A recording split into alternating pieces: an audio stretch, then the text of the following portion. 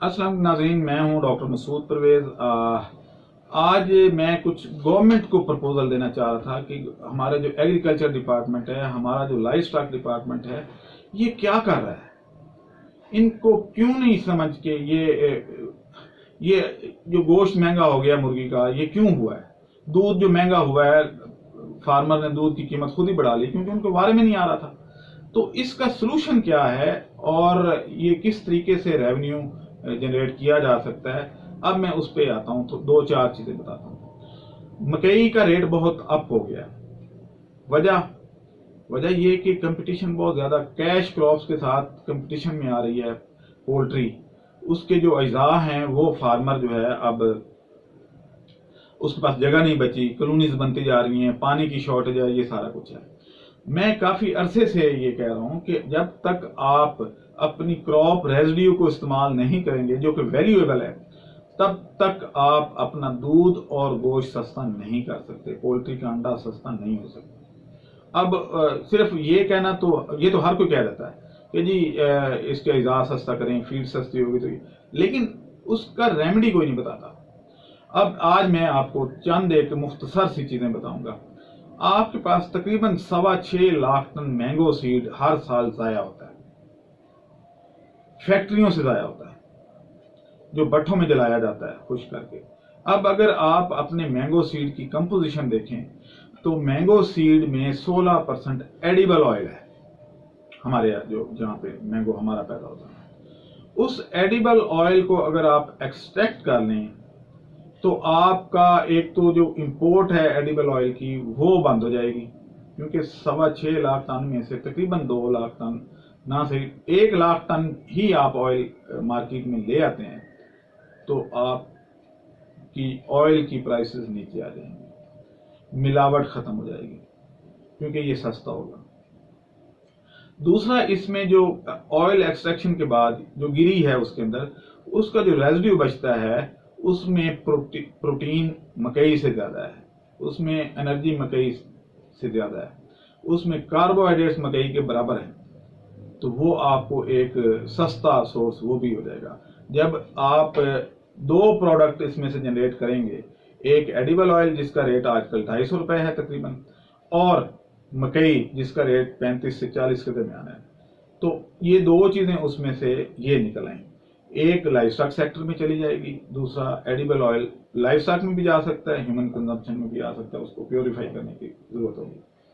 तो एक चीज हमारे दरवाजे पे यानी ये रुल रही है, हम इसको जला रहे हैं और खुश होते हैं कि हमारी ईंट बहुत अच्छी पकती है। भाई ईंट कैसे नहीं अच्छी पकेगी जब उसमें 16% तो ऑयल आपने जला दिया, और वो ऑयल इतना वैल्यूएबल था कि आप अगर जैतून का तेल और मैंगो बटर का, इसको मैंगो बटर कहते हैं जो इसमें से ऑयल निकलता है, इनकी प्राइसेस आप कंपेयर करें तो मैंगो बटर की प्राइस ज्यादा है, तो हम उसको जाया कर रहे हैं। उसका जो आउटर कोर है, लकड़ी है, वो जलाने के लिए इस्तेमाल होती है। मैंने बल्कि छोटा सा प्लांट ट्रायल बेस पे बनाया हुआ भी है, लेकिन मेरी कैपेसिटी जितनी है मैं तो उतना ही कर सकता हूँ। अब दूसरी चीज आ जाए, इंतहाई वैल्यूएबल, मकई का साइलेज बनता जा रहा है, बनता जा रहा है, बनता जा रहा है, लोग महंगा मकई का चारा लोग काश्त करते हैं, उसी जगह पे आप कोई और चीज लगा लें जो इंसानी इस्तेमाल में है। आपके यहाँ तकरीबन इतना ही कोई 5.25 लाख टन किन्नू का वेस्ट जाया होता है फैक्ट्रियों से, बागों से छोटा किन्नू जाया होता है, लेकिन हम उसको जाया कर देते हैं और बाहर से चीजें इंपोर्ट करते हैं। मैंगो सीड की मैंने मिसाल आपको दी है कि ऑयल हम बाहर से इंपोर्ट करते हैं, बाहर से हम बाकी जो एनर्जी प्रोटीन सोर्स भी बाहर से इंपोर्ट करते हैं, लेकिन अपनी जो है अपनी चीज को जाया कर देते हैं। जब तक एग्रीकल्चर पॉलिसी इसके ऊपर नहीं बनेगी, आपका दूध, अंडा, गोश्त सस्ता नहीं हो सकता। ये चीजें वो हैं जो बल्क में पड़ी हैं। आप देखें कि इवन सिर्फ सरगोदा में चले जाएं तो वहां पे ये चीजें, सड़कों के इर्द गिर्द किन्नू के ढेर लगे हुए हैं कि छोटे साइज का, जिसको केरा कहते हैं, उसको प्रोसेस करने की जरूरत है। प्रोसेसिंग मशीनरी भी कोई इतनी महंगी नहीं है, मैंने अपनी लगाई हुई है। तीसरी चीज जो इससे भी वैल्यूएबल है, जो live stock farmer, poultry farmer के लिए बहुत عمدہ چیز ہے.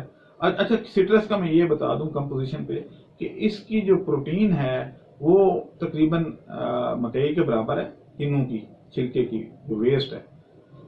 اس میں آئل مکئی سے 5 گنا زیادہ ہے، یعنی آپ کا دودھ جو ہے وہ شرطیہ گاڑھا ہو جائے گا. آپ کے جو فیٹنگ فارم ہیں ان میں جانور وزن زیادہ کریں گے، اور یہ چیپ ہے. مکئی تو اس سے بہت مہنگی ہے. اسی طریقے سے پوٹیٹو چھوٹے سائز کا آلو جو ہے جس کو گولی آلو کہتے ہیں، وہ آپ کے ملک میں بہت زیادہ ضائع ہوتا ہے، تقریباً کوئی 8 لاکھ ٹن بھی سے بھی ایکسیڈ کر جاتا ہے. تو اس آلو کو سمپلی جو ہے اس کو کرش کر کے ڈرائی کرنا ہے اور اس کو پاؤڈر بنا کے تو آپ ٹیکسٹائل انڈسٹری کو بھی دے سکتے ہیں، آپ لائف اسٹاک انڈسٹری کو بھی دے سکتے ہیں. اور اگر صرف ان 3 باقی اور چیزیں بھی ہیں، ٹوٹل 12 چیزیں ہیں اس طرح کی، لیکن پروگرام لمبا ہو جائے گا، ٹائم اتنا نہیں ہوتا. پھر لوگ کہتے ہیں جی آپ کی ویڈیو لمبی ہوتی ہے تو ہم اتنا ٹائم اسپیئر نہیں کر پاتے. اگلی ویڈیو میں ان کو ڈسکس کریں گے. لیکن یہ 3 چیزوں پہ ہی فوکس کر لیں تو آپ کی فیڈنگ کاسٹ جو ہے وہ 40% لیس ہو جائے گی. جب فیڈنگ کاسٹ 40% لیس ہو جائے گی تو آپ کو نقصان کوئی نہیں پہنچا سکتا فارمر کو. آپ کو باہر سے کوئی چیز امپورٹ کرنے کی ضرورت نہیں ہے.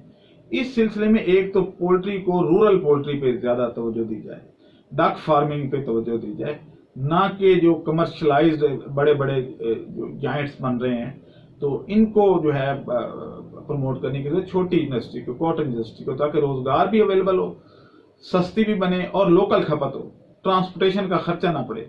فرض کریں کہ اگر ایک بندہ سانگلا ہل میں بیٹھا ہے تو وہ سانگلا ہل میں 25-30 چھوٹے فارمر بنانا زیادہ وائبل ہوگا بجائے اس کے کہ ایک ہی کنٹرول شیڈ بڑا بنا دیا جائے. تو یہ چیزیں جو ہیں یہ کرنے کی ضرورت ہے. اگر گورنمنٹ، میں تھوڑی سی اس کی پرپوزل بھی بتا دیتا ہوں کہ اگر گورنمنٹ ان چیزوں کو پروسیس کر لے، اس کے پلانٹ لگا دے، ان پہ کر دے، نہ کہ ان کو جھگیاں بنا کے دے یا 3 مرلے کے گھر بنا کے دے، وہ سرمایہ ادھر لگائے، ادھر لوگوں کو روزگار ملے گا، وہ گھر خود بخود بنا لیں گے. اس طریقے سے کرنے کی ضرورت ہے، نہ کہ ان کو قرضہ دینے کی ضرورت ہے. ان کو جس طرح پاکستان جکڑا ہوا ہے IMF کے آگے، گورنمنٹ عوام کو جکڑ لیتی ہے.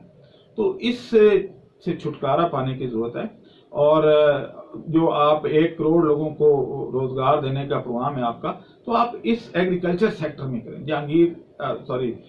جو ہمارے وزیر خزانہ ہیں ترین صاحب، انہوں نے بھی یہی پرپوزل دیا ہے کہ ایگریکلچر سیکٹر کو پروموٹ کریں، اس میں سب سے زیادہ جابس ہیں.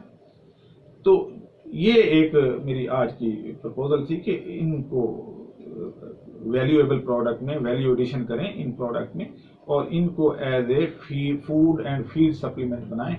آپ کے ملک کا سرمایہ بھی بچے گا، آپ کا فارمر بھی خوشحال ہوگا، جابس بھی پیدا ہوں گی، اور ملک کا قرضہ بھی اتر جائے گا.